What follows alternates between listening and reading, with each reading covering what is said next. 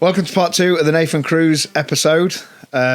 Before we get started, we've got some brownies. Is that the first thing we're doing? Yeah, the first thing we're doing. We've got some brownies. Because I'm a fat bastard. Didn't get the 100 hashtags. Who cares? So I've not bought them, and you're not getting one a month or whatever I agreed. I don't know. That was a you thing. I didn't ask for that. But your opa, your grandfather, my dad, has bought you some brownies, and they said, well, just try 4. So they want your honest feedback and review. So there you go. Marvellous creations right there. I swear there is a wrestler who's a wrestling food. podcast who's doing food reviews. Eat shit. Reviews. I swear there's a wrestler who's done foodie shit before, isn't there? Yokozuna? Oh, yeah. I'd look to my right and ask everyone who's here because we were here an hour early to film and then he just didn't. So now we've got a couple of trainees here watching us, which is fun. What's this one again? Marvellous Creations. Marvellous Creations. Alright, food. Fat bastard. Talking while you've got a mouthful is really difficult. Professional, isn't it?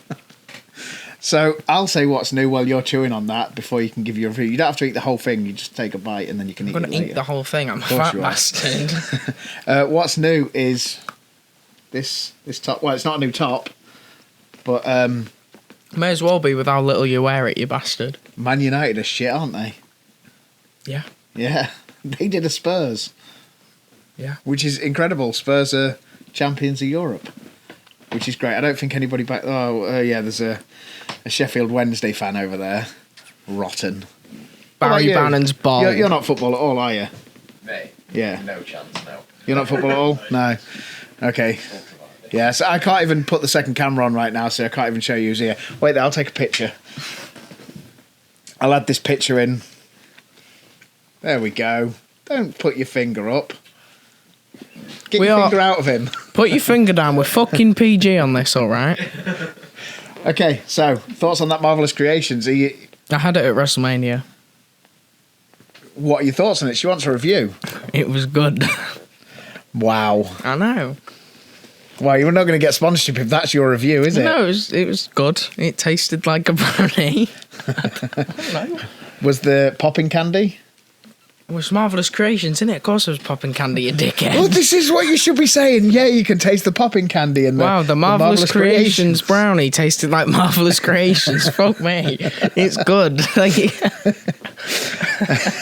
Okay, so we've also got, oh my God, Mars and Millions, Ripple, and Bueno Blondie. He's dyslexic, so let me read it. I just read it. Marzillionaires is not Marzi Millions, you dribbler. That might need to be cut. I can call you it. I'm autistic. I've got a fancy bit of paper that says I can say worse. Anyway. What's that one? Oh, look. I fucking said. The Mars one? Yeah. Wow. These guys are waiting to train. We're waiting to get on with this. This podcast They're only waiting to train hours. because you took forever. What do you think? I think it's Mars bar, innit? Yeah. And then Millionaires shortbread, is that what it is? I haven't put my phone on silent. Fun. No one cares. It's good. Out of 10. Wow, you could have set that up for the first one. Right, first one, I'll give it an Marvellous Creations, I'll give that a 9.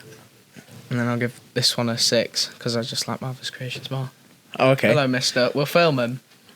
You can put your face in front of the camera and say hi if you want. They won't hear that because the microphones are here. Oh, really?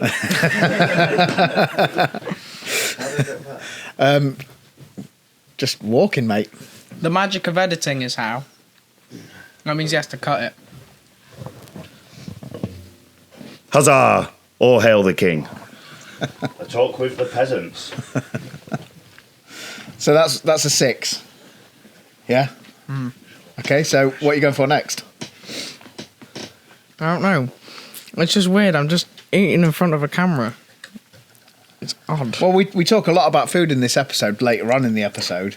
Because you like food. I know I like food, so I think it's an important thing. It's an important thing. What? Right. So I don't know if the microphones will pick this up. A lot of the time, other than wrestling and other shit that revolves around wrestling, what's the talk most of the time? Food. Always food. Road trips. Food or clothes, yeah. Road trips. What's the first thing we're talking? Where we stopping? Yeah. This one's the Kinder Bueno Blondie, that's just a white chocolate brownie, isn't it? No. Hazelnut. Is that what it is? Yeah, Bueno's hazelnut. I know what a Bueno is, yeah, but the dickhead, Blondie but I'm about a brownie's white chocolate, Blondie. innit? It's just cookie batter as a brownie. Oh, okay. Oh, is it? Alright. Thank you. Educate yourself. I dropped out of school. This is his education. Yeah, we talk about pizza. We I talk don't about like pizza. pizza. And we talk about pizza, I think, and then Dope Burger in Hull. I don't like pizza because tomato is bad. Save myself. So, Blondie, what are you saying? I'll give that one a 9 as well. So, Valentine's a big foodie. Valentine is? Have you seen what's in the box? No. Oh, praise be. Wow. Eat the whole box, your abs turn to flabs. And I'm fasting, good sir. That is not nice. So you're sitting here watching him scoff brownie. Yeah, I hope you choked. You'd acquire a gunt. So, did you give an out of 10 for that one? I literally just said 9 9? because you just asked me. Oh, I've short-term memory loss. Don't I do mean, wrestling. that looks incredible. Don't do wrestling, kids. It hurts your head. I think with a Toblerone, that'd be insane. What kind of Toblerone? Is it caramel, the whitey goldy one? Caramac, something like that? Caramac. Yeah. That's not Toblerone. That's a No, that's a Toblerone Cadbury's did do bar. one. Yeah. They did a The golden, one, wasn't it? yeah, a golden one. All right. And then they do a white chocolate, and they do the chocolate orange, which is also insane. Mm. Last piece. I'm gonna nick the one with the most chocolate on it Of course because you are. I'm a fat bastard. We've established that. That's the Ripple one. Mm-hmm. This is great. And if people are into that, is it ASMR or whatever it's called? You can chew in there. But if I have to listen to that, Oh, he has to I'll edit it. slap the piss out Hold of on. you. He has to edit it. You need more lip smacking. Keep your mouth open. Yeah. I'm going to severely hurt you in the wrestling ring, and then it's not child abuse, it's just wrestling. You can't wrestle, dickhead. Yeah, I can still punch you with the right hand. I can't never remember which one is injured when it comes to your shoulders. Don't matter. What do you think to that? It's good, but when it comes to chocolate, Ripple's just a bit boring, isn't it? What? Yeah. It's when it comes to There's two disapproving looks. One's like, I like chocolate, and then there's Joel. No, when it comes to chocolate, Ripple's just a boring one. Wow. It's middle at road. Wow. It's just dairy milk, but not as good. Not rather have one of those Reese's peanut butter and Yeah. Oranges, or like Oh, a Reese's is something I'd else, rather yeah. have a chocolate that has something with it than just a shit flake. Wow. You know? Wow, we're done now. That's it. No, the brownie's good. Brownie makes up for it. I'll give it a 7. Okay, so for you guys, that's just bake it down the road from the gym. They're not open in the evening, but if you want some nice brownies, and my favourite thing there is the chicken tikka jacket potato. well, you say chicken tikka brownie then. Now, That's something. going to exist, surely. I think a trial chicken tikka brownie. Do a savoury one, definitely, wouldn't you? I reckon so. Yeah. We're petitioning for that. We're going to tag you in this, and we're petitioning for that. I want to try that. Yeah. So all this stuff, like the brownies that are actually baked by them, is good. It's just Ripple's a bit boring. So But if you like Ripple, then it's going to be a 9. yeah. So back to If the. you're a boring well, bastard. You're still chewing, aren't you? We need to get this intro. It's only supposed to be a short intro, and here you are scoffing your face. We were here an hour early, and you decided not to fucking film. We're talking business. Potential over 18 shows, no spoilers. Oh, just give a spoiler. Shit. You brought that fist up. I thought it was going to go down low real quick there, to be honest. You're not played him, you bastard. So what else do we need to say in this intro thing? I don't fucking know. Oh, brilliant. We need to get people to You subscribe. bring the notes, and then you come here an hour early. You haven't brought your notes. Yeah, I know, my and they've laptop's just broken. watched My me laptop eat food. broke. It's not me not bringing notes, my laptop broke. So we need you to press subscribe on YouTube. rate us, share us on podcast platforms. I'm trying to chew as loud as possible just so he has to cut this out and edit it. I'll get him on to edit it. I'm not listening to that shit. Yeah, it doesn't cost a penny to do any of that, and it helps the algorithms for us. And any of these little clips, share them if you don't mind. We'll blow kisses to the camera. I'm not going to. That's what? Cut. Blooper reels. Yeah, and it's also part of his education. So if you watch this and get our numbers up, it's helping his education, which he needs all the help with because I'm his educator. I can't England. Anyway, enjoy the episode. Follow Nathan on the links that are below or to the side or wherever they are on different platforms. Anyway, see you next week. And the guest will be Rogan, the heavyweight champion. And that's quite an interesting conversation. It's going to be an interesting edit. Which is a him job. Yeah. There's a lot to be said in that one. Interesting. Really interesting. Really in depth. The same as this one, really. Both quite in depth listens. Anyway, enough chatting shit. Bye. And in 2018, WOS happened. And another thing that happened was Lucas Steele. He was training with us back in like 2012, 2013 when I was like an assistant coach, but he decided and he stepped away and for whatever reason he was now coming back and he asked me to help train him. I'm now the head coach. And I just saw, here's this guy, 6'4", 240 pounds, charismatic, good looking. He gets it because he loves it and he was around it when he was very young and it was just like, okay, now I have something to put my energy into. And through WOS, we started having Gabe Kidd on the road with us for NGW on the Butlins camps. We started having Kip Sabian with us on the road. And I was like, okay, now I can offer something to you guys, like do 3 in particular. Like we also had Sid Scala, but he was there already. He didn't need my help as well. These 3, there was just little bits that they still can help. Max did another as well, and they all had great attitudes. They all wanted to learn. I'm like, okay, Miles, I can help you guys. And that just revitalized me. And then I got over all that and I was happy again. It's like, yeah, this is great. I'm a full-time wrestler. I'm on national television now and I'm helping these guys who are probably going to go on to do great things. I'm not saying I was right, but I might have an eye for talent. And that's mum ringing me. And then just gonna have to ignore her. Yeah, we got to. It was just like I said. Then the lockdown hit again, and it was like all that came down again. Just where it was like, God, if I'd not failed that medical, my financial situation would be different. Do you know what I mean? Like I wouldn't have had that stress. I wouldn't have. There were so many different things where it just came crashing back down, and then like I say, having to get normal jobs where it really started hitting me. I'm just so grateful. Probably more grateful than would have ever have been if it had, when at 26 when it happened with WWE. There it was like a thing of you've earned this, you deserve this. But as when now, like I just appreciate it so much because I fully admit I kind of got to that point where I'm like, I'm going to get to 2026. I'll be 20 years in the job. That'll be it. I'll be done. I'm going to walk away from it, and try and adapt to a normal life. And I think a lot of that was just because, I realised how good my normal life is. Do you know what I mean? Not necessarily the job, but going out and being a painter and decorator like I was, but how amazing my life is, how fucking blessed I am to just take her for walks around East Yorkshire and, all my friends around me, my parents are still here and just all these things that I was like, I took this for granted. Yeah. Do you know what I mean? And now I'm seeing how good I've actually got this. And and then you're also reflecting on for all your 20s, you got to live, a good portion of your dreams. Your goal was to be a WWE superstar. You got offered that contract. No one can ever take that away from you. You wrestled for the WWE 3 times. You was a full-time professional wrestler in the UK. And I look back and like I said, first ever Progress champion, televised champion for NGW, big town halls. I've had these moments where, like I said, beating Rampage Brown, my mentor, in Hull City Hall for the NGW Championship when it was sold out. My parents are there.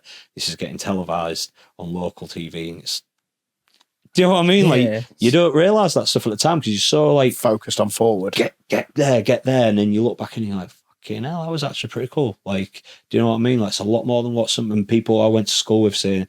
Now, how we brought our kids there, and it's crazy, just crazy stuff. And like it was a big moment where like now having this opportunity just means so much more, because I was ready to kind of say goodbye to it, and now I'm in this position where I'm, there's an opportunity here for me to still do something. And as stressful as moving my life to America is, that's always been an ambition of mine. I've always wanted to leave England and move to the US, particularly after the first time I visited North Carolina in 2017, and I was like, weird sensation. I've been to America a bunch of times before, different states. This was the first time in North Carolina, and I got out of the car and I had this weird sensation like it was home. Yeah. I can't explain it. And I really can't explain it, because it was just so weird. Like everywhere else I visited, I'm a guest, I'm a tourist, I'm visiting here. North Carolina was like, I belong here. Like it's like it was being shouting for me for years. And then after that was even more of a thing. Maybe a bit of pressure I put on myself of, you've got to get there, because that's truthfully where you belong. And like the more I've seen of it, like I say, I love going on hikes around East Yorkshire with her, and getting to do the hikes there and in North Carolina is just, it's on a whole other level. And it's just all of this now, it just means everything to me. Like I'm so grateful for everything in my life, whether it be wrestling, personal, like just and as long as I've got my wife, I know it doesn't matter where life's going to take me, I've got someone who's always going to love me and believe in me. Yeah. And that means so much to me. And again, just being able to realize that, just how lucky I've been to have someone she's a school teacher, so when she's off, I was busy. When she's busy, I was off. I was doing, so we see each other the odd weekend, but it was mainly she'd get home from work, and that was our time together. Weekdays, summer, see ya, I'm off. Do you know what I mean? Half term, I'm off. And then September would roll around, and that'd usually be when I do a tour of America, and then I'd do these international jobs in Europe and things like that. I want to go to France and stuff. And it was just one of them things that I was so fixated on my own bullshit, I guess, or my own dreams, and being that you have to be successful, you have to be tunnel visioned like that. But how lucky I am to have somebody that stood by me through all that. Yeah. Do you know what I mean? When I know so many people, their relationships didn't work out, and they had to wait till they got to their point of success before they started to figure out, I'm going to settle down and with this person. For me, I was very lucky that I had her by my side, and that was something Dax taught me. Like we spent a 5-hour car journey together in 2022 to Nashville from North Carolina, and he said, if you get to that point, Nathan, in 2026, and you can hang your hat on the fact that you were good enough to get offered a contract from WWE, which is already a big thing. He said, especially for a guy who's shoot 5'10", barely scratching 200 pounds on good days. Like, for you to get that opportunity and that contract, that means you were good. Yeah. And he said, and if then it means you get to just take care of this woman that stood by you through all this and supported you, it's like, isn't that enough? And it was the first time, I rewired my brain. It was the first time I'd really thought of it like that. And I was like, yeah, do you know what? And he said, and you're good. Like, I know you're good. He said, I knew who you were before Daniel told me about that he was friends with you because of the things you'd done in wrestling. And it's like, yeah, again, just made me just look at my life differently and look at everything that I've got. Yeah, the opportunity now is just surreal, man. Right time as well. Yeah, yes, I know. There's that of like, I'm just got married. I'm off. I don't know how long, and but that I trust in the work ethic. I trust in the process. This will work out in the end. But I mean, my big advice to anyone on that is, the end of Scrooged. I mean, if you've seen Scrooge, when he's like, "Be kind, it's addictive." It's that. That is the secret. Like, people don't tell you that, but like, especially when you're younger and you almost want to be a bit selfish because you're like, this is mine and I want to make it. That's so stupid. It's I forget about that. And that's definitely, I had traits of that in my 20s, and those might be the things that I do regret. And now it's like, no, like, just be a good person. Just, always think with your moral compass and think about like what your output is to the universe, because if you do good, people want to see you do good. Yeah. Get what I mean? Like, and that's the best advice you can give. And Daniel is a prime example for that for me. That people don't know just how good of a human being he is.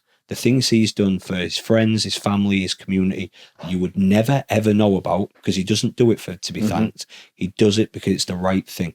For when he's done things he's done for me personally, but then like, and I won't share them because it's his personal, it's his private stuff. But there was moments when I was in North Carolina, and then like he might be away, and he'd text me. He was like, "Oh, do you mind just doing this for this person?" And then I go and meet this person, and I find out all of what Daniel's done to help take care of them and their family. And I was like, mate, I know you. I've told you how much you inspire me as a wrestler, but as a man, like you're such a good human. He was my best man, and it's because he's the best man I know. And I can't. He deserves every bit of success he's had in his life, because if you listen to his interview with Renee, he kind of goes into some of his past, and knowing how hard he had to work for that. And to get to where he is, but then just knowing him as a person and just knowing what he'll do. If he can see somebody who he knows is a good person at heart and he can help them, he will. He'll do everything he can to help someone. That's the person. That's the type of person I want to be. Like 100%. He's such a good role model. He'll one day be an incredible father. Just love the guy. I absolutely love him. If we could all be a little bit like that, the world would be a much better place, wouldn't it? Exactly. Yeah. Follow Cash Wheeler's example. He's an absolute diamond of a human being, and so is his family as well. I've been very fortunate to meet a lot of them. His brother Michael, again, anytime I've been in North Carolina, made me feel welcome, helped me out. He's a mechanic, needed a car. There you go, Nathan. Drive this 1991 Cadillac. Right. Holy shit, dude, this is amazing. Looks just like the one Shorty had in Scary Movie. I'm like, loving life. Like, just Scary Movie's incredible. just great people doing good. And I honestly, and I look at a lot of my successful friends and people who I've just met on the way. And going back to Will, I'll tell that story of Will. He's another person, like, he's been quite open. You know, he adopted who is his son now, and he's with Alice, and it's just what a great human being. Like he could have moved them to the US, but he opts to fly back every week, which is like 10-11 hour flight depending on where he's flying from, because it's easier for their son. Not about him, it's for their son.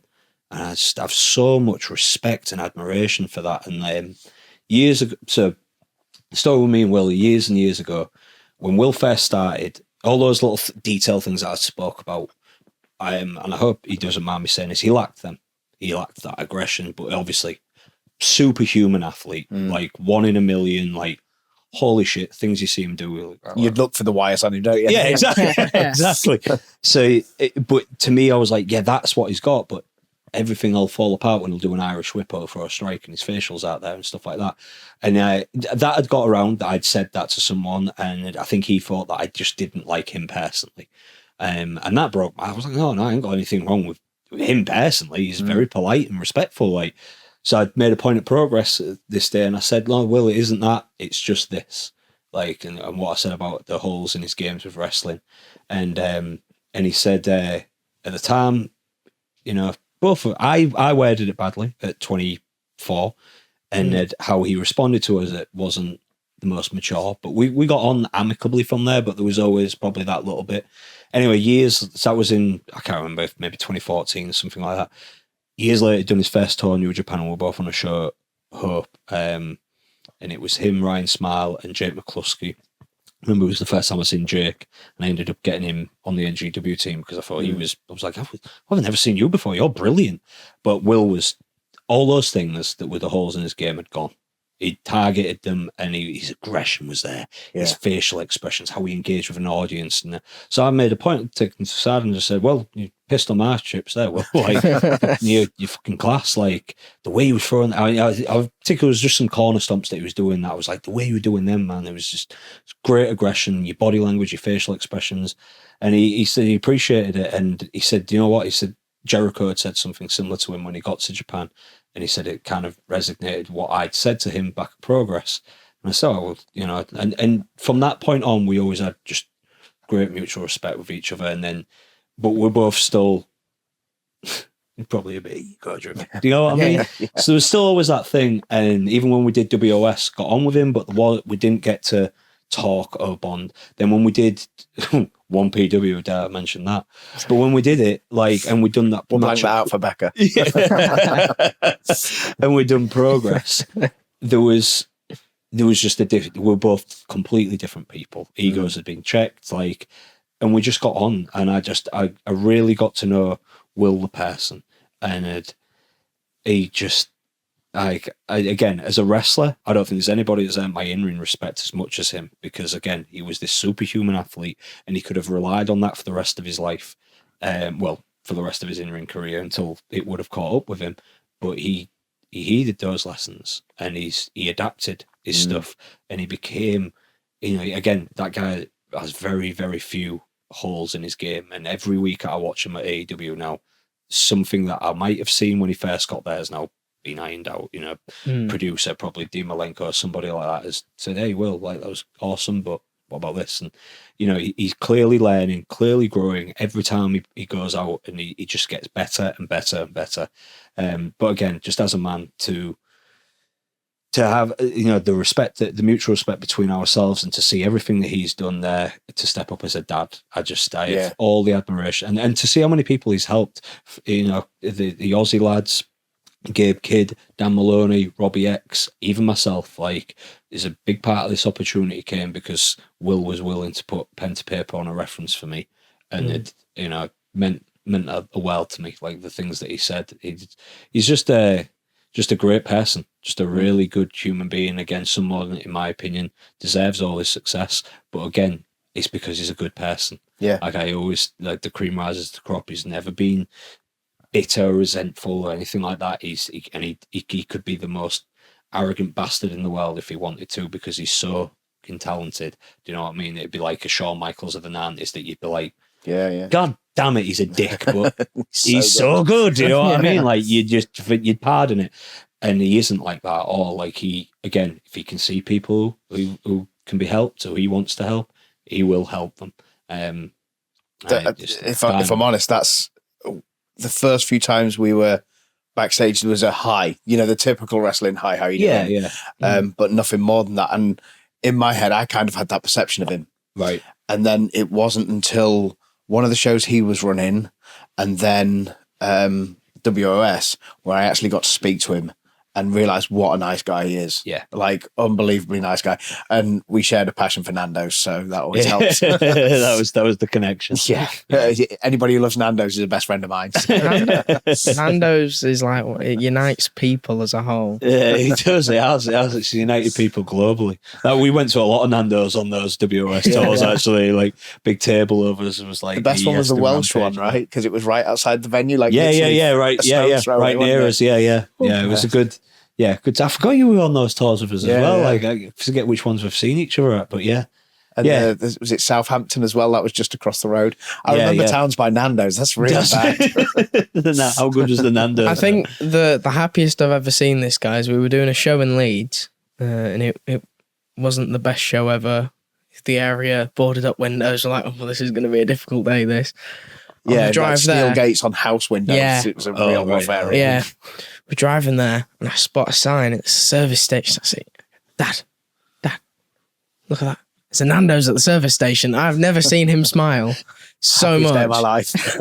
I can't remember where that might. I know there's one down south with a Nando's, and I don't know if I've seen one up north. You'll have to tell me. Yeah, about where this somewhere is at. near Leeds. I can't remember even which show it was. Oh, I can't remember exactly. Was it the show where I wrestled Martin Kirby? It might have been, yeah. So yeah, I'll find that out if you. Where need a Nando's. Service station Nando's. We showed up. It was the best day of his life. I swear. I've never seen this guy smile at anything apart from the way back when I pointed out the Nando's. Yeah, food orientated, which is a good segue. Okay. So little things just for people to get to know you outside of wrestling is what would your Tesco meal deal of choice be? Tesco meal. Oh, I don't really know. God, this we've come from up here. These really inspirational stories. What kind of sandwiches do you like? It's to normalise people. Do you like tuna and mayo? I like the New York deli, but that's not often on the meal deal. Like the pastrami, cheese, pickles. That's like one of my favourite sandwiches, but that's not normally on the meal deal. If I'm going for the meal deal, I used to just get the all day breakfast because it was highest protein quality and it was brown bread. Fair enough. Little cheat, I'd always either get the chili heat wave Doritos because They're the best Doritos. Well, they were. They've changed the. They still are the best Doritos. They've just taken the corn out and replaced it with something that's killing us. Like, imagine that. So yeah, Who would ever do that? Yeah, thanks, food industry. Yeah, so I kind of. It would always be Doritos, and then the drink of choice would be peach iced tea. I love peach iced tea. Madison, the same, isn't it? Yeah. And then food related again, your cheat day meal. I'd like to think I know this one now. Hickories. I do love Hickories, but Hickories is incredible. By the way, there's a local place called Dope Eats. It started as Dope Burger, right? Found them last week. How local? Because we've got to drive back home after this. Yeah, literally from my house, the first one under their banner is called Wagwan Chicken. It's just 5 minutes up the road, right near your grandmother's house. Right. Well, we know what we're doing for food. Honestly, it's they again, just a little backstory about that guy. Ollie, who started it, he once was homeless, and he just he was crashing at his mate's house on the sofa, and he made burgers this day, and they were like, "Mate, you're really good at this." And he started a burger company out of a little hole in the wall in the city centre, and he's since gone on to become, I think, the one British Takeout of the Year 2023 or something like that. They were on a BBC programme with it, and every Christmas he opens up and feeds the homeless for free. Brilliant. Like offers them free burgers, and I've such admiration to that. And then on top of that, the burgers are just outstanding. It's so good. But he also has a dope dough, the pizza. Yeah, I saw that. So pizza's always been my cheap food of choice. Like my favourite food's steak, because I eat that pretty much. I could eat it daily, and at one point in my life, I definitely was eating it daily, and I'd never get bored of it. Like I would the chicken and rice. Like the steak meal was, here we go. So yeah, for a cheap meal, it was always pizza.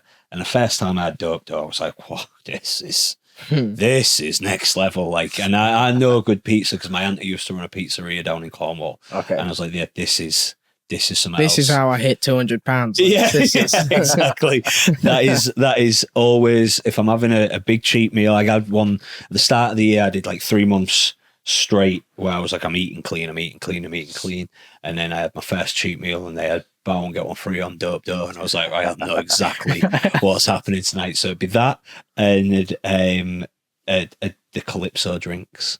Oh yeah, which if you're into 420, if you know where 420 is sitting, you'll most probably be a big fan and be quite familiar with as well. Full of sugar, terrible for you, but if you're having it as a treat, if it's terrible for you, that typically means it's amazing. It's gonna taste amazing, right?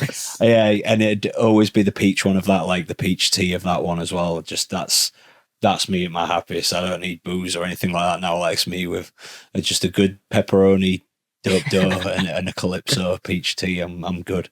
If before you go, if we can like sort something out and do a seminar in Lincoln during the day, we've got a great pizza place where we go to as well. Oh, okay, yeah. Well, there's one in Cleethorpes that I really like. It's called the Dough Bros as well. Oh, okay. I've driven past that. I'd try it. Very, very good. Very good. So yeah, shout out to Dough Bros. Like one of my old students, Toby, he was working there for a bit, and when we were doing the show in Cleethorpes, God bless him, he sent us one of their 20-inch pizzas just for the boys. He was like, it just arrived just like from Toby. So firstly, well in Toby.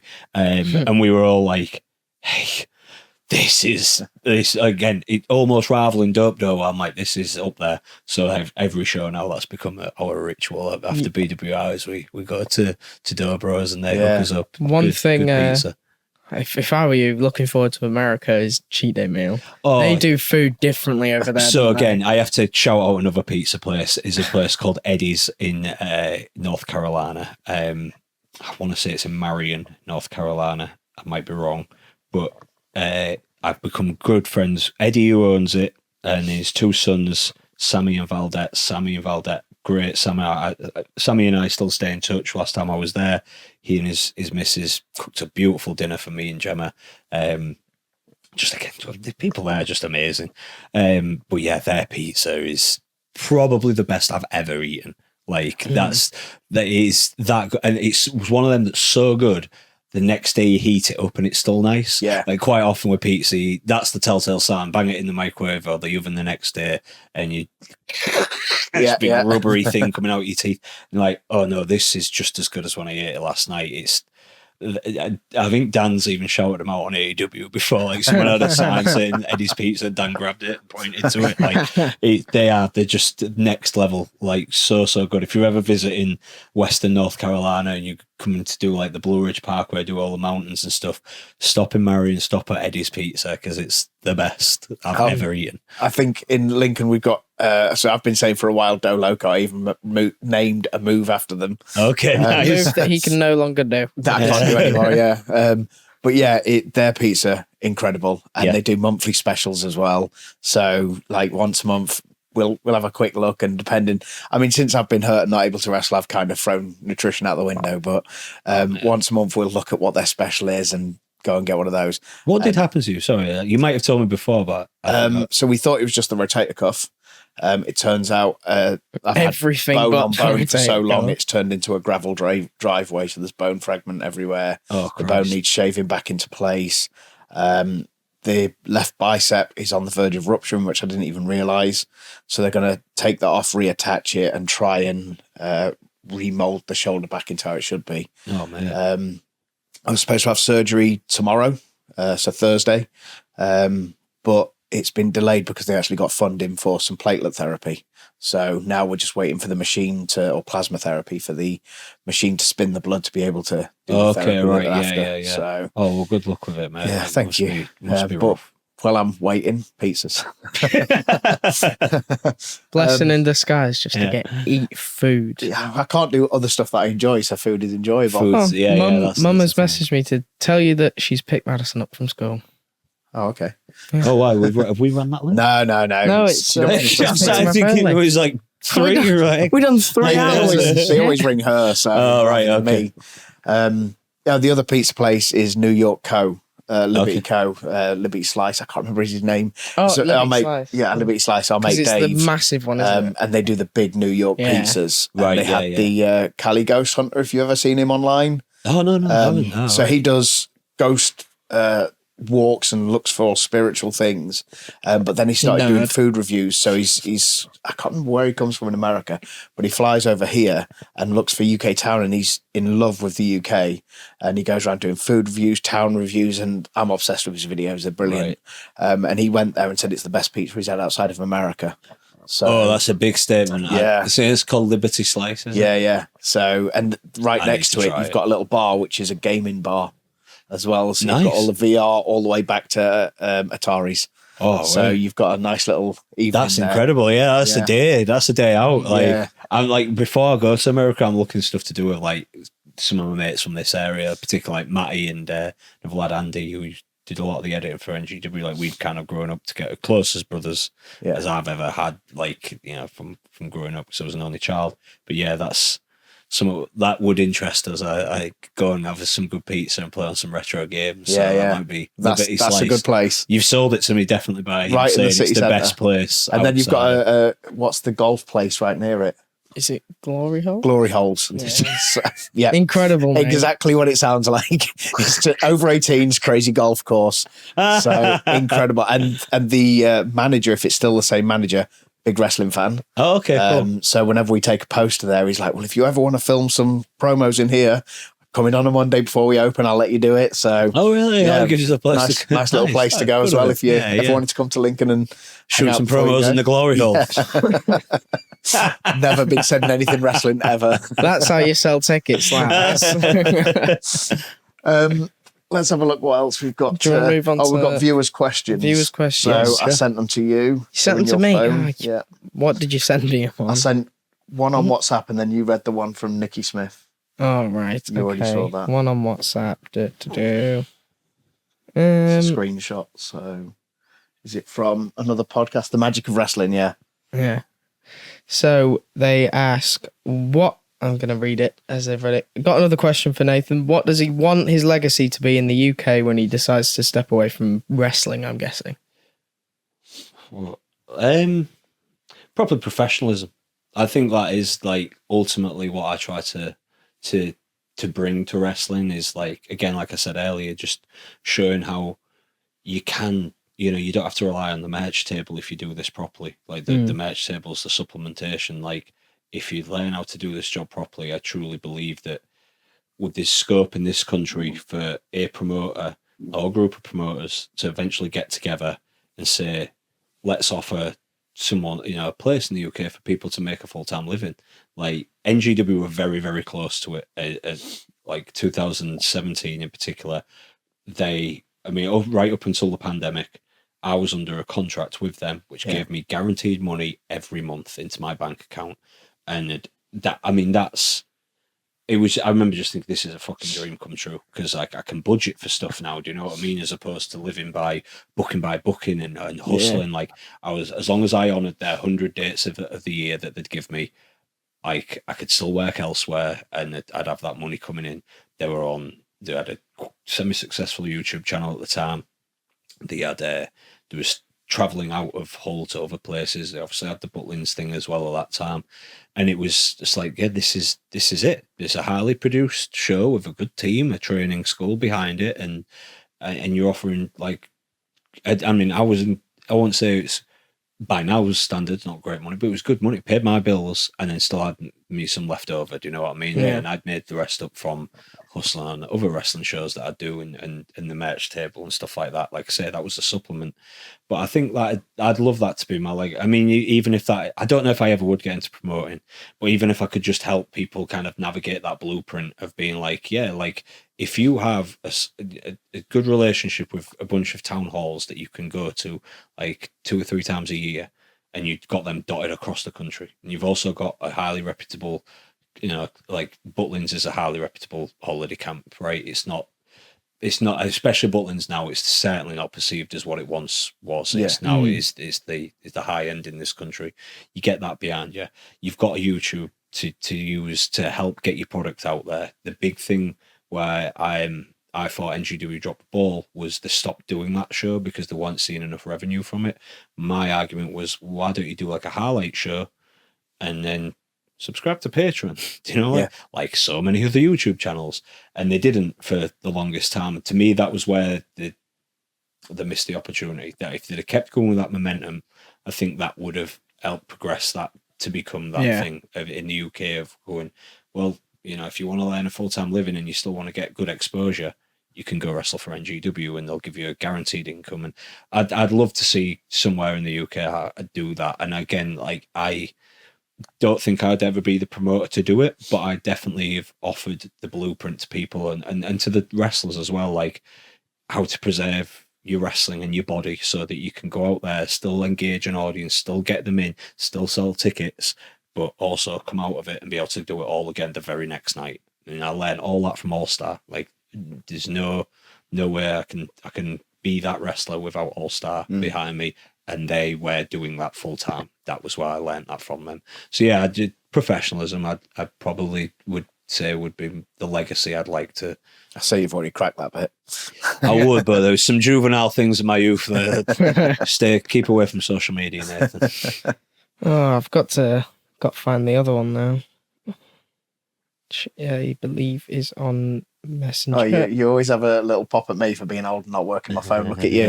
Well, Facebook is for 40-year-old ladies, and that's about it. This is where it's gone now. I don't have a TikTok account. I have a Facebook that I use. 40-year-old women. TikTok. And At one point, he took off us, and he said, "Dad, you word things like an old man." I was like, "I don't know how TikTok works." He went, "I'll do it." So the views went up, and he got bored after a month. Yeah, Brilliant. Basically, up there. It's because I'm on 3G. I've got no signal. My phone does it. Continue in thingy. There we go. Okay, I think. We know one of the questions because it's the same every week. Same question every week. You can ask it while I'm figuring She this asks everybody every week, if you could name your big toes, what would you name them? out. Everyone gets asked it. I've tried Apart from Johnny, we psychedelics. forgot to ask him last week. I've He tried didn't get asked. psychedelics, and this thought has never gone through my head. What the hell is she say? Name my big toes. Yep. So this is, Harry Johnson, the young trainee. Yeah. It's his mum. Yeah, we may as well out her at this point. Oh, God. Thumpy and Stumpy. Clue. Yeah. There we go. Thumpy and Stumpy will do. That'll do. So I don't actually know what the other question is. Everyone who we speak to is proper wrestling's proper. Oh, you've already answered it. How old are you when you first started wrestling? Yeah, I was 15. Yeah, So- 15 when I had my first match, August 26th, 2006, just a few days before my 16th Do birthday. you want to know something really funny? I was like 3 years till I was born. You can slap him if you want. It was what? You had your first match 3 years before I was born, and I can drive next year. You know what? I remember when I first joined All Star as well, and they're like, "You're 19," and I was the young lad. And now we're doing stuff like this. I used to make them feel old because I used to come watch you, like Dean and Dynamite. Like, shut up, we're not that old. I'm like, I've had that a few times. Like so Oh, we do a it's run the same- for WAW. They've handed a few of their camps to us, and was it last year? It was last year. Last year, yeah. Yeah. I was inside telling everyone what to take to the van next, and this guy had gone to Becca who was in the van and said, "Is that Dutch in there?" She was like, "Yeah, can you get him?" So I come through.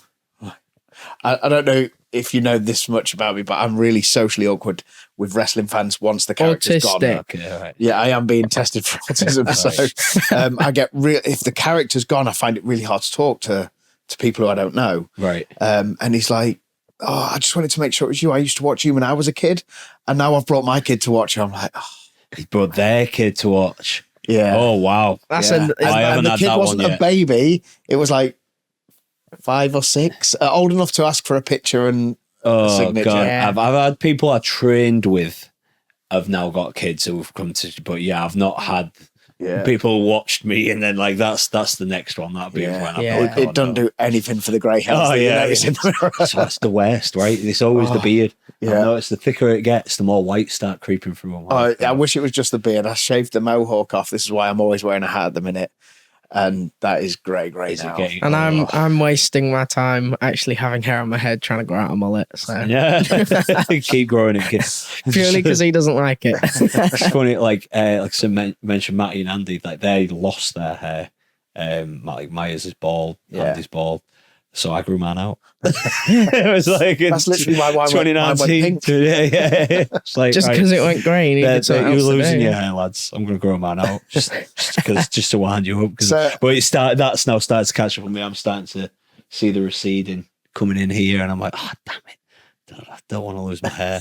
Well, you look at someone like Rollins on TV. You start seeing it with him, and he keeps his hair tied back, and I that's think that's a lot of it. It's, yeah, that's a it's whole pushing new that, level of pushing it brave. back. That Yeah. That's why it's good to have those phases where you're just like, all right, I'm going to have a bit of a fringe and just kind of coach my hair to keep going Yeah. forwards a bit as well, close that eye line. yeah. This is kind of why I had it pink. One, it annoyed Becca because she had to go natural colour for a job at one point. Oh, right. It started with a charity thing. It raised about £150 for the Body Slams to Cancer. But then when she was like, "Oh, well, I'm not allowed to do mine," I'm going to keep it. And growing it was literally because I'd been bald for so long, and she saw a picture of me at school where I had the 90s curtains. Oh, And nice. she was like, "Oh, I'd never do that again." So I was like, and that the mohawk was literally just the curtains just tied back. yeah. So I was like, I'm doing it. And that's where it came from, me just trying to. See, mine's all come from like the Bradley Cooper look, but it's the same thing. It is just a curly mullet. Like I think someone said they thought you were Bradley Cooper once. tremendous. But yeah, I'm that's sure it. someone at one of the shows, they saw you. It must have been. Bradley Cooper stuck up wrestling. They said, "Did we see Bradley Cooper at one of your shows?"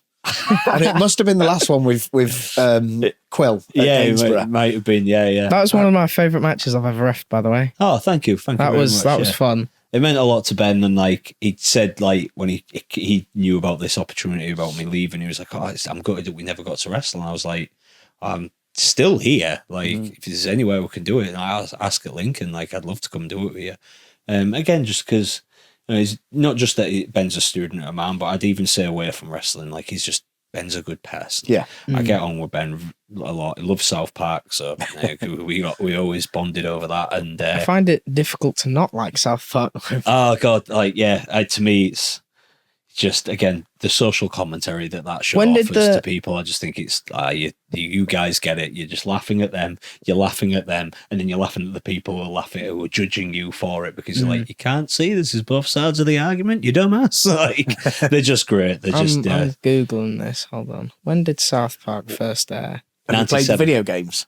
1997. Yeah, 97 it started. Stick of Truth. Stick of Truth and Fractured Butthole. Yeah. Oh, I've played the second one. Stick of Truth, I don't have the money for. Yeah, okay. It's on my Xbox. I know it's on your Xbox, but Yeah, I should it's- actually play it. Yeah, I think I liked the first one more than the second one, but I think both games were just brilliant. He played them in the wrong order. I did. Oh, did you? Yeah. Because the other one was the But the Fracture Fracture Butthole was Butthole on was Game free. Pass. Oh, right. So I was okay, like, well, that if it's was free, why. I'll play it. And then I got the other one, and because the controllers are so Nice. different, I'd get mad going between. The level where you're fighting in the strip club and then you're going to Yeah. strip and go, dance.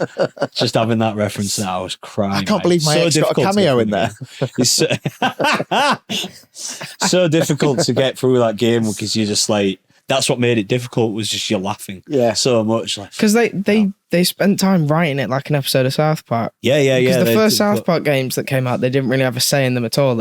Oh yeah, someone like the asked ones them, on like "Can the PS1 where you're just throwing snowballs at zombies. Can we make a game about your TV show, please? Yeah. But like second, third time around, they proper written. Yeah, they said like and we had everything. a good say in this, and like they're geniuses. They just are. Like we mentioned the Book of Mormon as well. Like I think everything they do is again just as if you look past what the joke is, there's always some empathy to it. There's always an understanding. You just have to reserve your judgment and understand what they're actually saying. Like they did,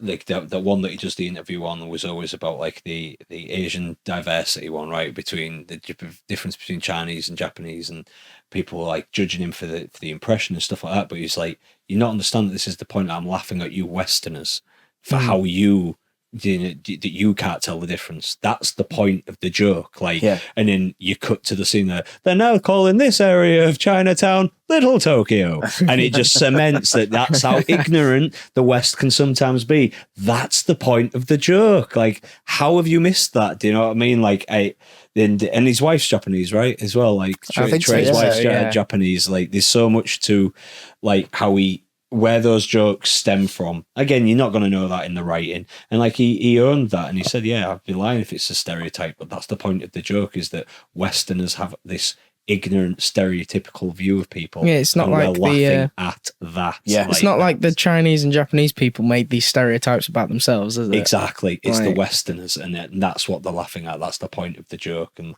we might have to edit this out because we'll get cancelled for probably just praising them for that bit, because there's that many people who don't.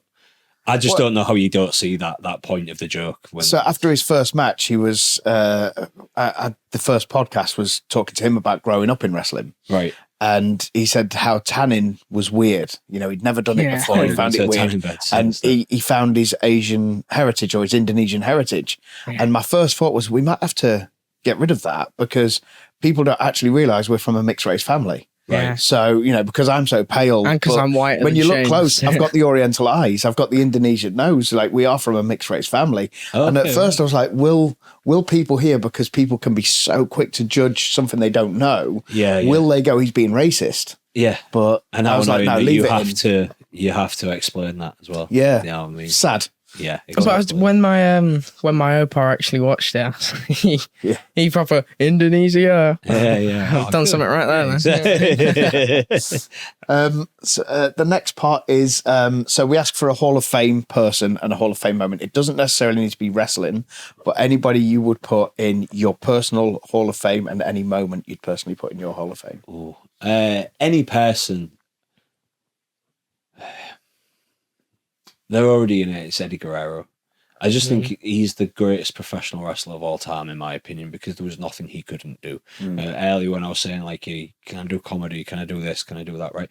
He was an incredible luchador, an incredible mat technician, incredible intensity and aggression in his stuff. Could make you laugh, made you hate him.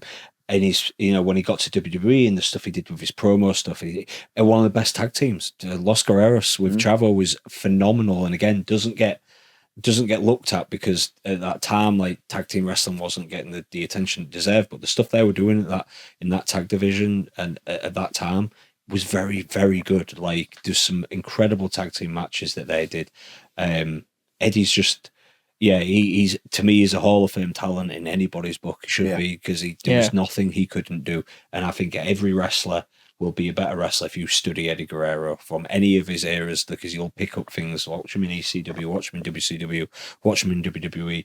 Just all the things that he could do. He was a genius. He's just the master of professional wrestling, in my There's opinion. some grainy tapes of him when he got released from WWE when he did a little bit on the indie circuit. Matt McDoug. He had a match with FWA. he had a match with, was it was with Punk, was it at Ring of Honor? Possibly, Yeah, I think so, yeah. yeah. I've seen that was a real He good did one match. with Rollins, right, as well? Yeah. somewhere? Yeah. There's just so many like hidden gems when you look for them in there, and you can see how he always brings somebody else up. Yeah. You know, and he Just gets it. Just gets what wrestling I is. never met him, don't know him, can't claim any of that, but just my perception is it is about bringing everybody else up for him. Like he's never going to make himself look bad, but he's going to bring everybody else up around him as well. Yeah, And yeah. I agree. It just shows how like generationally is. I've never been alive at the same time as him, and I still go back and I watch his stuff. And him and Ray at WrestleMania 21 is one of my favorite matches of all time. Oh, brilliant match. and I haven't even. He when did he die? 2005 was it? Yeah. That's what 4 years before I was born. Like I'm not bringing it up to make you two feel old. But he, It just that shows his how match good he with is. Kerr at WrestleMania 20. Intensity meets Oh no, 20 intensity. was Kerr and. Oh no, yeah, it was 20. It was Yeah, 20 It's 20 because the almost finish Kerr and was Shawn. Kurt ankle lock, take his boot off. roll. Yeah. Well, yeah. It's again just it's just so good. Just gets wrestling like yeah. He's always in the Hall of Fame. In regards to moments, this is just a personal one for me. It's the moment that I knew I wanted to be a pro wrestler. Was as I mentioned, Undertaker. I was an Undertaker guy. He was my guy when I was a kid. I remember watching WrestleMania 17 and his match with Triple H. And as the match ends, he's draped over the middle rope, blood coming down his head, and he looks out 60-odd thousand people in the Astrodome in his hometown. He goes, "This is my fucking yard." And I can tell you that at that moment was when I went, I want to be a pro wrestler. I want to do like Mark Calloway in Houston, from Houston, Texas, has affected Nathan Irwin in Hull, England, and he'll never know that. Yeah. And he said, look how all those people are feeling right now. He's made them feel that happy. I've got to do this. Like, I knew it was that was the light bulb moment where I can't just watch this. I've been watching it all my life, but that was the moment. Like, I've got to be a pro wrestler. I've got You never to. know. He might watch it. We ranked 27 the other day. You also? In the world, we ranked number 27 the other day in the world of wrestling podcasts. Oh, really? So he Yeah. might see it. Somehow. I doubt it. Yeah. We're I at don't 70 think he. yesterday. I think he probably gets sent a clip of click this, and he probably still won't even watch that. He probably don't even watch his own back. Like, and again, it's something a person that when I listen to bits of that podcast or hear his opinions on stuff on the slate, God, I wish I'd give anything to sit down and with a bottle of Jack with Taker and just talk wrestling, because he Not try and keep up with it, though, I'd assume. God, yeah, exactly. There'd be that part's heart of me, like I would just have to, right, to prove this to myself. But no, like he Slide. he just his mindset. It's again just things that I fully agree and have that similar philosophy of wrestling and my approach to it. That I just think he does it, without even knowing. It probably is because he's just influenced me so much from such a young age that I've gone, yep, that's what I like. That's what I'm, and what I've learned from people around me.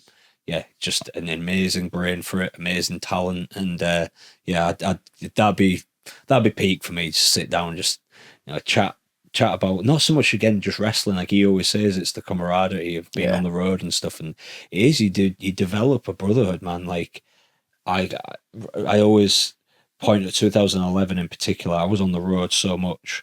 I barely saw my girlfriend at the time, barely saw my parents. I see Colossus, Kennedy.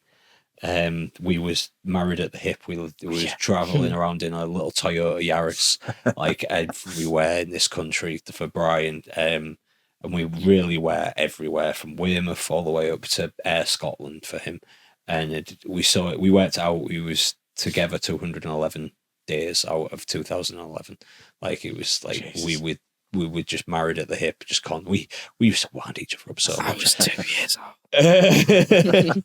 Yeah, it was just an amazing life, and it's those things. It's this, being in the beast with all those guys from All Star and learning that stuff. And there's a song that my favorite band is Zac Brown Band, and there's a song by Zac Brown that he made for the film 12 Strong, Chris Hemsworth, called It Goes On. And I love listening to it. It's about this band of brothers like going through the night, like when the rest of the world's asleep. And it's 2 a.m. and you're just trying to keep Frankie Sloan awake whilst he's driving. We're rocking out to Free Bed or whatever it might be, and we're just talking and sharing stories, and that's when you really get to know people. And again, that's where that bond formed with me and Dan, where it bond with me and Skylar and all the guys that I got to spend on the road. And you're just trying to make each other laugh, and you learn about what they went through at some point in their life and things like that. And it's a brotherhood that when you're done in this, you're a cog in the machine, comes out, another cog goes in, it'll go on way after you. But to be a part of it is the gift in itself, to the camaraderie and to that is the thing that you'll become wealthiest from. It's never gonna be as successful as some of my friends have been, and the small success that I've had in this. It isn't that makes you wealthy. It's the fact that I've got people like brothers to me. Robbie X. I'd always choose, if I was to point at 3 people, it'd be Robbie, Dan, and Skylar. And I just think, I met them purely through wrestling, through this job, and it's because of it and the journeys that we've been on, the time we've spent together, and the time we've now known each other. That's brought us together, and I know all our friends for life. And it doesn't matter whenever we see each other, how long a length of distance it's been, since we last caught up or whatever. It's just boom, right back to where we were. Yeah. Just love those people, and that's what I take away the most from wrestling now is the friendships. Definitely. Yeah, I completely agree. What else is on there? Blackballed. Okay, yeah, one thing you could blackball from life. Anything. That's a good answer. Just. I mean, just that, not necessarily Twitter, because I say that as a knee-jerk reaction. There's been some very good things that have come out of that when we talked about earlier, like progressive social movements, that, you brought light to it. I think it's more the false validation that people chase, so they'll go out the way to almost I can't imagine being so... I can't imagine hating myself so much that the only way I can feel good about myself is by blowing out someone else's candle to make my own shine brighter. Yeah. To me, that's a warped sense of reality. And it's a point where you really need to start looking in the mirror and going, okay, why am I on this crusade to just destroy other people for their past mistakes and stuff like that? And like I said, some of those social movements, go on, Harvey Weinstein needed calling out. Those type of things, absolutely. But when it just comes down to, this person, go back to South Park. Where's Mr. Hankey? Oh, we can't. We got rid of him because he tweeted some inappropriate things. He tweeted some inappropriate things. All right, I'm out of here. Have a good time sucking Jeff Bezos' cock, you bunch of cunts. Santa Claus. You know what I mean? Like that sort of thing where it's like, shut up. Just just holding that you just give up on people. Like you don't believe that people can get better. I think that's the main thing. Is just animal testing. Yeah, I strongly despise that. Yeah, and in this country, and then just to drop some actual facts on people, you can Google it right now. 96% of all tests that are done on animals that go to human trial fail. 96%. 78 of those same trials can be done in a petri dish with lab-grown human skin. So, what are we doing? We also have people we could test on, namely paedophiles. Exactly. There's also that argument. Why does a convicted paedophile have more rights than a dog, rabbit, a rabbit, born innocent, looking for love? Even a rat. Rats are crazy intelligent. Why are we testing on them? Yeah, exactly. Just because I was watching that thing on Netflix about that guy who wants to live forever, and they'd taken blood from a young rat, and then they'd sewn a young rat to an old rat to see if sharing its DNA would help it. What the fuck are you doing? Are you that afraid of that? You're that arrogant. You're that obsessed with yourself and so immersed in. And I'm a big. I've got a big into Taoism and spirituality, and I truly now do believe that this is a vessel I'm occupying right now. My spirit's going to go on to something that I'm a big believer in, that stuff that we share, this energy. And I just think if you're that caught up in what's around you right now, you're failing to see the actual beauty of what all of this can actually be. I just think animal testing is the most despicable thing big up to the US right now. They're cancelling it out. Like I saw just today, their largest laboratory for dog testing has just been closed down. He's phasing it all out.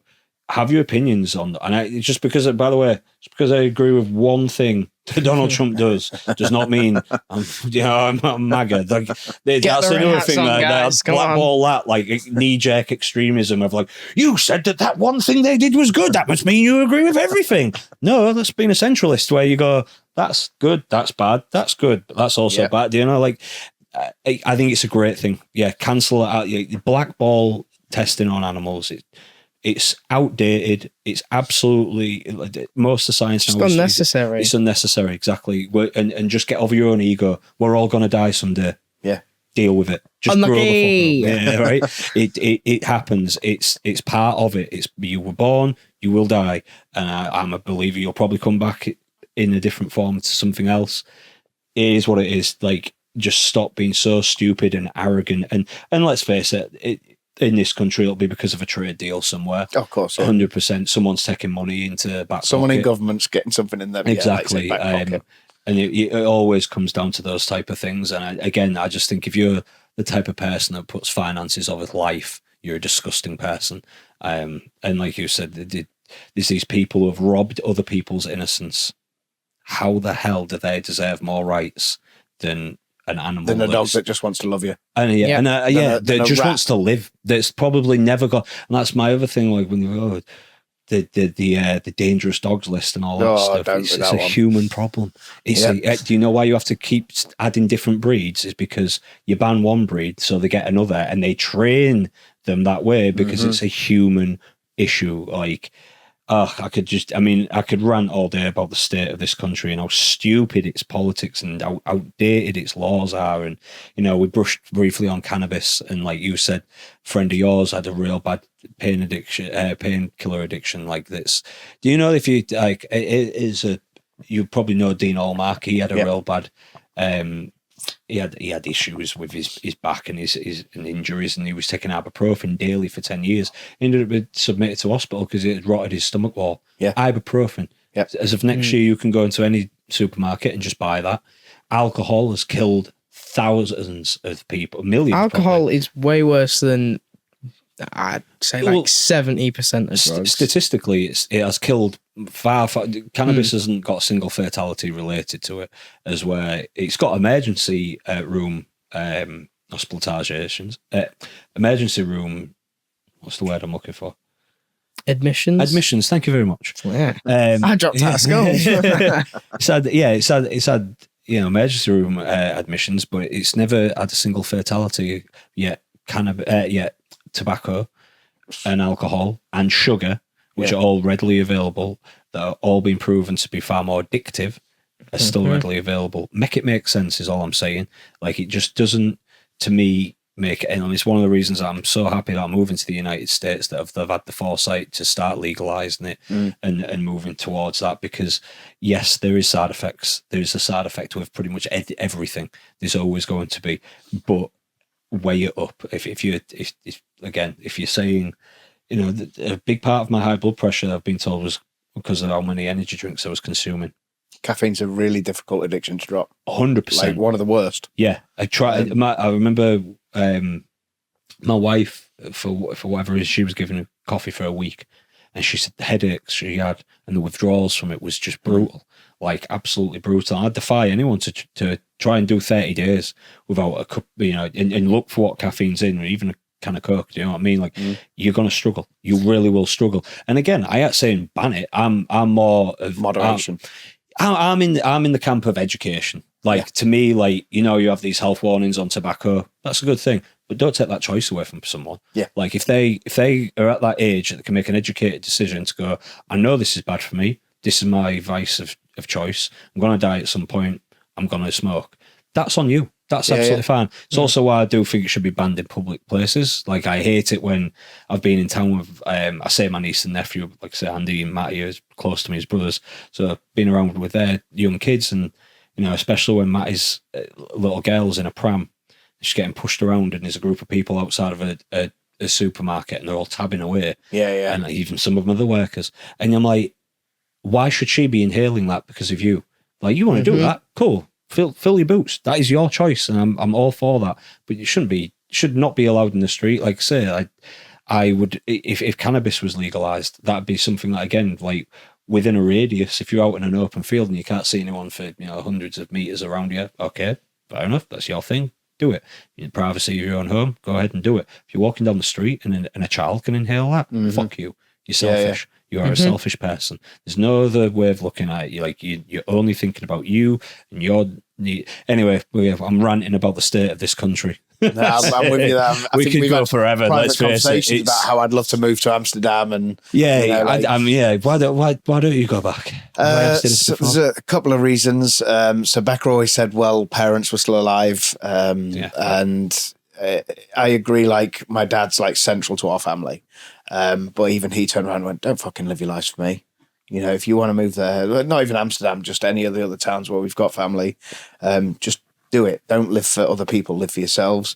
Her biggest thing is because she specialises in people at end of life, not being able to speak Dutch would be very disrespectful to somebody who's dying. She couldn't speak to them in their native language. So, I have mad respect for her. finding the time for her to learn Dutch between Dutch. promoting the company, making sure I'm keeping the training school legal, making sure she's doing her job properly and the kids are looked after. She just doesn't have time. Yeah, so. I can totally get it. I have mad respect for her for thinking like that and having that thought process. That's, Yeah. I think, not going back to what we were just saying about smoke in public and all that, I think the worst for it, and personally, is vaping. I think that's the worst for it. At least it doesn't smell like cigarettes, though. That's No, but it doesn't smell nice. It's one of them things. And Again, I think- it's just become. They've tried to normalise it, right? And again, before they knew the full dangers of Yeah. it, and I now think that's what it starting is- to come out. another knee-jerk Yeah. reaction from the government, though, right? Exactly. Yeah. What it is for me, though, is obviously the age I am and how they say it isn't. They'll argue it till the end of the world. It's so marketed to people my age and younger. Yes, it is. And 100%. you could not go in my school toilet without smelling vape. You couldn't go on the tennis courts without smelling vape. It's everywhere. It was like way bigger of an issue than anything I think we've had. Or at It least for sounds me, like in my it's a bigger school, issue for now ages. than cigs were at school. Because like, Yeah, I think you so, had yeah. kids at So much school that easier to get. smoked, but yeah, that was the thing. It wasn't marketed towards them, and that'd be like there was the group of kids that smoked. Do you know what I mean? Like it as where now it just seems like every teenager is pulling out a vape because it seemed well, this isn't damaging for you. You don't know that yet. It Do you know tastes what like I mean? Starburst. Yeah, exactly. And like Tastes like bubble Without the gum. calories. Exactly. And like going back to exactly what chemicals are in there to make it taste like that. And like going back to what I was saying there about cannabis and I think this is the other thing when the dangers that are the minimalistic, but there is some, and they shouldn't be ignored. I genuinely am all for like educate people, but the side effects of smoking cannabis or eating edibles and stuff like that versus smoking tobacco, it's just night and day. And and tobacco being the worst, I can't understand how you're still relying on this science from the 1960s in this country, and they're ignoring every study that's been done in Canada, On the positive side and of in it. the Netherlands and in the United States. Like there was a 20-year study done in the United States following someone's lungs, and they took different. Dorian Yates spoke about this on the Joe Rogan podcast. For these 3 different people, someone who smoked tobacco, someone who smoked tobacco mixed with cannabis, someone who smoked pure cannabis. 4 people, sorry. Someone didn't smoke at all. And over the 20-year study, they found that the person who smoked pure cannabis had a larger, their bronchioles opened up more to absorb more oxygen than the others. That science isn't looked at. And then they rely on, it causes psychosis in people. Did you know that was people that abused it in their teen years while their brain's still developing, which is why you have to be 25 to buy it in America? Cross-pollinated, man-made types of cannabis. as Yeah, well. exactly. Yeah, it's not naturally formed stuff. Like there's so many things that go into it that it's like, no, you're cherry picking this little thing to hang your little argument on, and the world's a much bigger place now. This information is readily accessible if you look for it. I obviously have looked for it and looked into it at length and watched a lot of documentaries, listened to a lot of podcasts and a lot of I love let's say professor of neuroscience, Huberman, his podcast, and he's spoken about it, and he said he's the first to say, yeah, there's going to be side effects to this, but also look at them. Also look at them compared to this. Do you know what I mean? You'd be better off without anything, but if you are going to make an educated decision, 9 times out of 10, this is better than a lot of the pain. Like you know, we don't have OxyContin in this country, but we have. You can get it.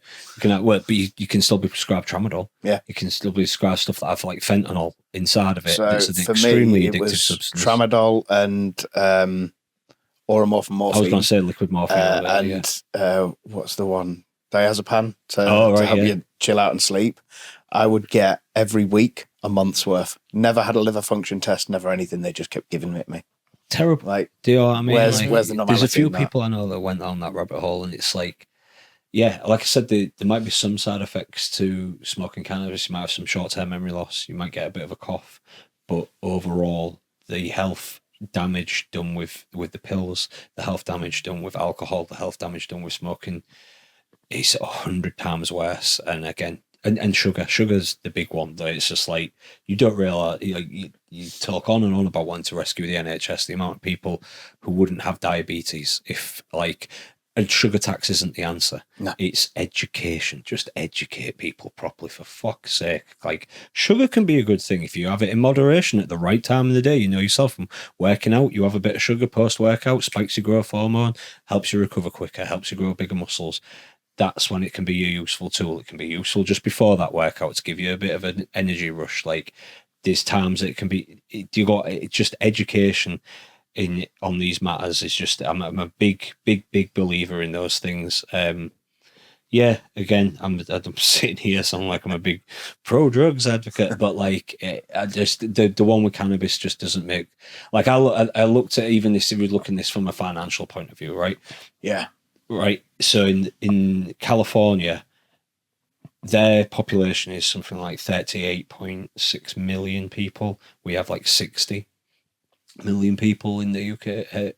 I think it's something like that. The tax revenue they made last year was $2.8 billion from cannabis alone. You imagine the tax revenue you could have here. Then you also take into consideration the job opportunities that it could open up, from farms to CAFs. The farms are already there, though, aren't they? They're just owned by people in government. But you'd have more, right? Yeah. So you'd have I more. Swear, was it Theresa May who's married to? Yeah. So and he ships it out to Canada. You'd have CAFs, you'd have dispensaries, you'd have people who'd have to transport this stuff. So I think Germany, when they legalised it, created 31,000 jobs. So then also take into consideration when you would save on prosecution. You talk about these overcrowded prisons at the moment. If you could release people for non-violent related cannabis crimes of like growing 10 plants or something in the house, there was never a threat to society, they're smoking a bit of weed, you let them out. So now you're freeing up them prisons. Every person that is arrested for possession is estimated, it costs the UK taxpayer around £480 per night. Person. Per night, per person. So again, you're going to save that much money, right? You're talking about boosting the economy by a potential of around £2 billion. Why the fuck are we still this backwards and this archaic with it? It's so mind-numbingly stupid. And especially when you're looking at other countries that have done it and they've seen a reduction in crime, for one thing, because people are a bit more chilled out. What was it Snoop Dogg said? He said, you put a bottle of whiskey in the middle of the room with 4 blokes with different political opinions, within an hour there's going to be a fight, right? Yeah. Put a bag of weed in there, they're probably all going to chill out and find common ground on where they're all centralised on some opinions and go, I disagree with that, but I can't be asked to argue with you. Because what's the point? Because you're in that state when you're like, it's juvenile, isn't it? It's stupid. Yeah. Like your over-caffeinated, overstimulated brain that we have forced upon us. Like, now every time I turn that TV on now, like, and not just like adverts like we used to have in the 90s, like I turn my smart TV on now and it's instantly ad. It's just ad getting thrown at you. Buy this, subscribe to this. Like, everything's just an overstimulation of the mind, and that's going to cause dopamine depletion in people, which then leads to searching for happiness. The next high. Exactly, in other things. Social media is a bad drug. People don't realise how bad that is. Like I said about caffeine, I defy someone to go 24 hours without the smartphone. Try it. I've struggled. I have time limits on. The only social media I use myself is Facebook and Instagram. I have a 30-minute time limit. Once I'm done with that, unless I was like in a conversation thread with a promoter, okay, I have to load it back up. Other than that, I am not going on there to check notifications. I don't give a shit how many people like my picture. I don't care who's commenting on this.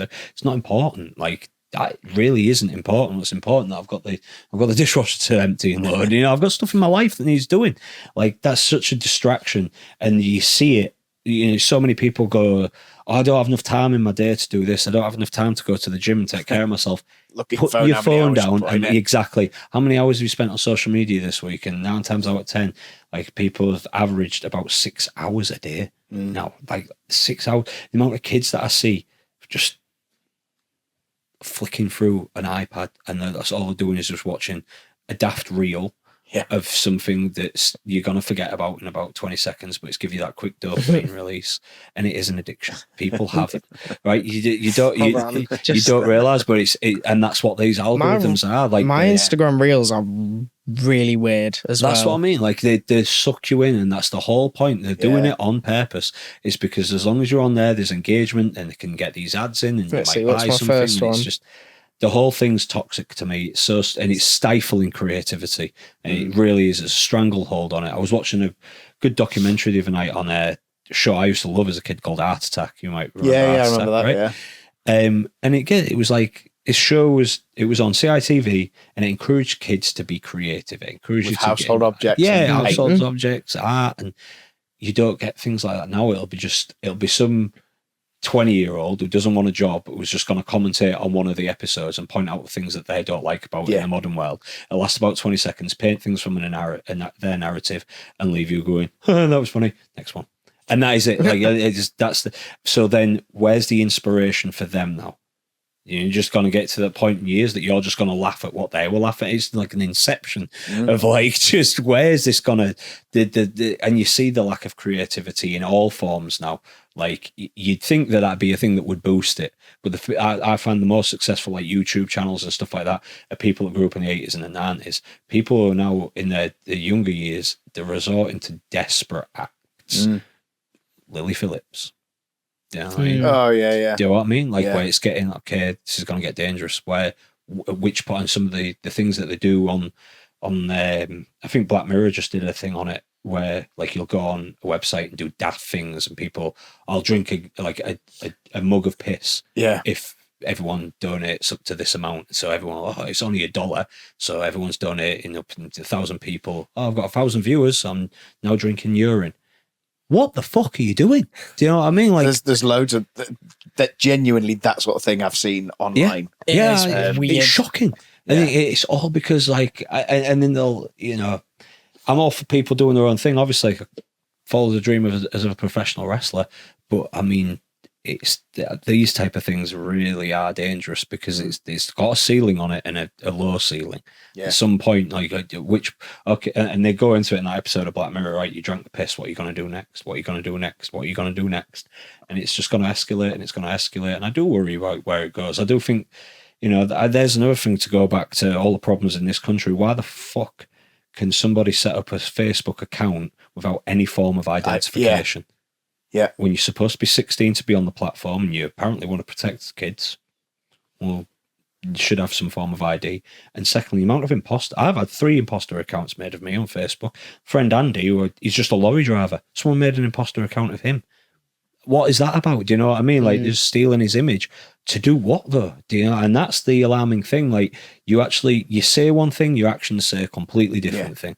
You're allowing them to run rough and just destroy huge parts of civilization, and it's a very scary time. Like, I know I sound so anti-social media, but there was a time when it benefited us, and I think it's long past that now. It's now got to this point of, this is much how we really They got rid of Vine, and then everything went downhill from there. Well, I think the first time that struck me is we were running a show at one of the old halls we used to run, and the ticket sales, that hall always sold out, and we were like 50 seats left. So Becca was like, right, I'm in control of everything here. Go out and do some flyering. So I was like, well, I'll take a few of the guys. And because I know the areas where I grew up, I'll go to the little parks where, you know, parents will be with their kids. Yeah, and, you know, you get the teenagers and I'll write 50% off on the back or whatever.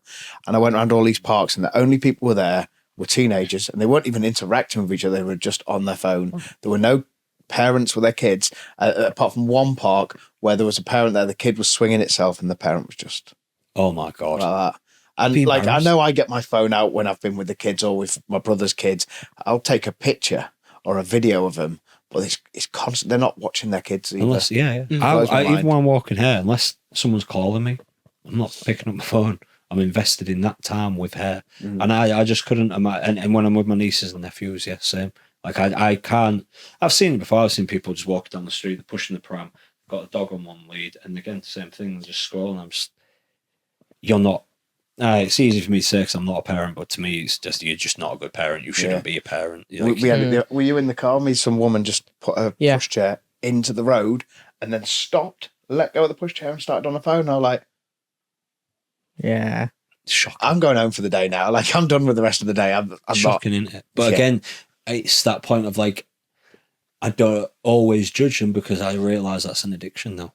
And it is an addiction. Like, you don't, these algorithms have been designed to suck people in so that any point in their day, they just feel like, Low dopamine, let's do this. this is going to pick me up. This is going to make me feel better. Let me have a scroll through Facebook and see what shit, Sue down the street is up to and she's posting about and what they're eating. Like, you could go around to Sue's house and have a cup of tea with her. Yeah, and ask her how exactly. she's You could doing. do that, but instead you'd rather look at the picture of a food that she's. I mean, that's something I can't stand. Really. Taking pictures of your food is the like, worst is thing it, like, ever. yeah, like as when they're in a fucking KFC. I'm sorry, Dory. Right, I don't give a fuck if you've had fish and chips. Yeah, exactly. It doesn't matter. Like, people putting statuses like takeaways ordered.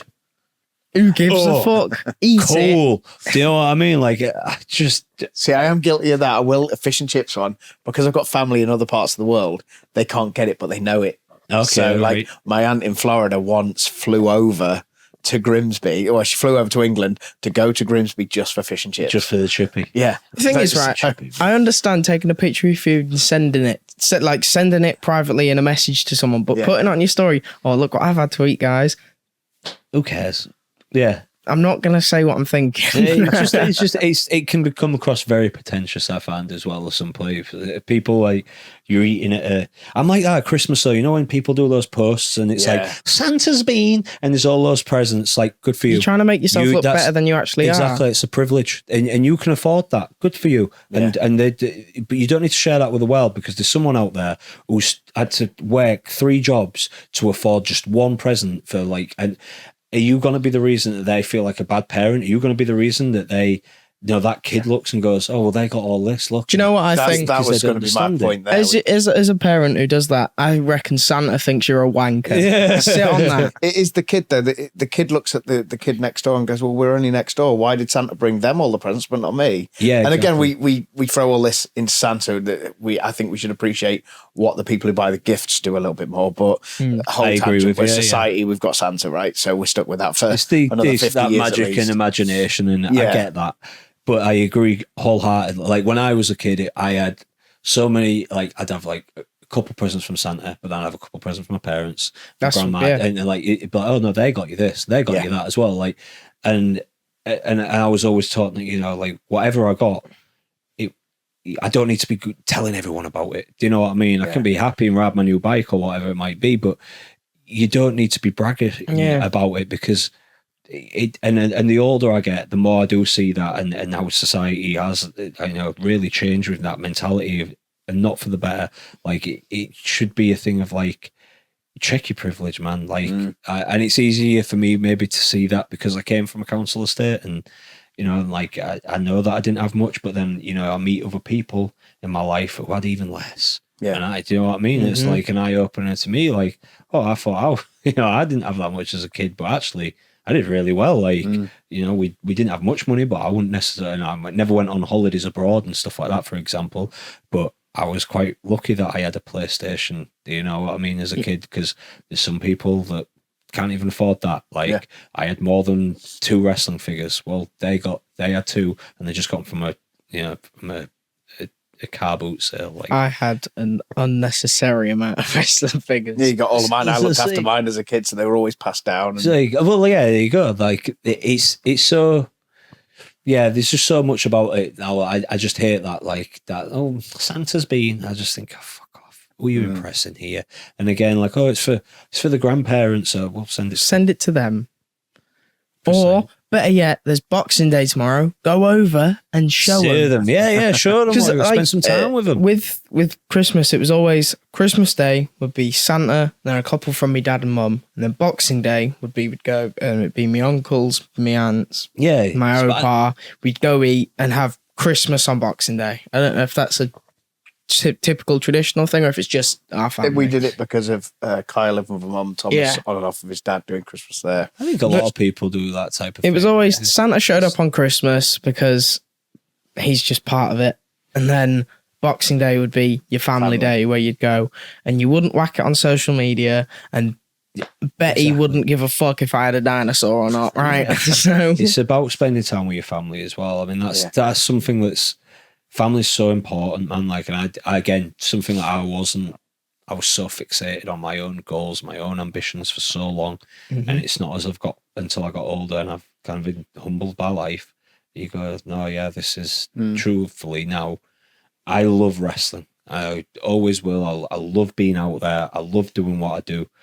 But me, my happiest is me sat on that sofa like this and Gemma in my arms and, you know, just spending time with them, going on hikes together and seeing her running around exploring this world, just being with Gemma and, you know, spending time with my parents, taking my parents to Jamaica. You know, that was the first time they'd been on a plane and shit like that, man. It's just, that's so important. You should never lose sight of how important family is. I've been recently, me and my cousin, he moved close by and we had by pure coincidence passed each other walking our dogs and we get to spend a bit more time together now. And I'm like, dude, I don't know, just I'm so grateful for that time I get to spend with James now. And like, we just, life's like, you'll realize it at some point, but the sooner you figure it out, the happier you will be. 100%. I think people forget that everyone's living their own life and everyone's living it for the first time. So just don't be an arsehole. Yeah. Just don't live in the present. It's a gift. That's exactly. I can't remember who said that, but like that resonated with me a lot. Yeah. You know? And if you want something from the universe, be brave enough to ask for it. Go after it and work your ass off. Like hard works. Your work ethic's going to be everything in that sense. But yeah, be a good person. I mean, and if you really want to brag about stuff, earn the right to brag about it. That's what I say. Do you know what? I've always been in the mentality as well. If you're that good at it, you won't have to. Other people will brag for you. You know what I mean? Look at, and again, I've bigged up Cash here so much about like everything he does for his community. He doesn't do anything to be thanked, but I'll be the first person to say, if you're looking for a role model, look at him because, and again, like. And everything he's achieved in wrestling, he doesn't have to shout about all his accomplishments in wrestling. The fans are just going, you guys are the best tag team ever, and that's the reason why you've won tag team championships all over the world and stuff like that. Like, it's just yeah.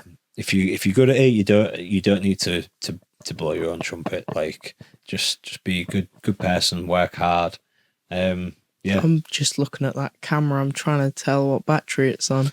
1 bar. Yeah. Down to why we've rambled, haven't we? Yeah. Sorry. I'll leave it for you to sign off then, because this has been a great chat, and I'm sure everyone will appreciate it. So if there's anything, we get through all the fan questions. That's the main. Yeah, there was 3. So we got through them. I find that I don't put them out early enough. We hit enough bullet points that we had on here, and we ended up talking to Mini Socrates over it. So if you got anything you want to plug before he signs it off, like I say.